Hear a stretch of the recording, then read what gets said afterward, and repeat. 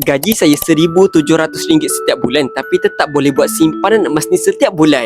Sebenarnya orang yang makan gaji ni adalah orang yang paling boleh buat simpanan sebab dia dapat gaji setiap bulan. Dan dengan gaji itulah dia boleh buat simpanan emas ni secara konsisten setiap bulan. Jadi persoalannya, macam mana dengan gaji RM1,700 boleh konsisten buat simpanan dalam bentuk emas? Dengan cara dapat saja gaji, asingkan dulu kepada simpanan dan terus buat simpanan emas ni 10% saja daripada gaji pendapatan kita. Kalau gaji kita RM1,700, simpan saja emas ni RM170.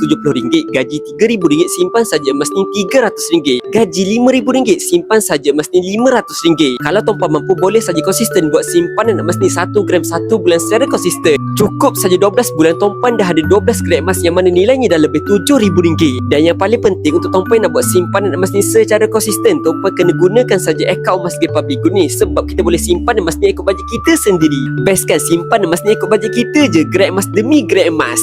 Jadi bagi tuan-puan yang belum lagi ada akaun emas Public Good ni dan nak buat simpanan emas ni secara konsisten setiap bulan, tuan-puan boleh saja klik link di bio saya untuk saya bantu. So, 21, cek komen, jangan lupa follow.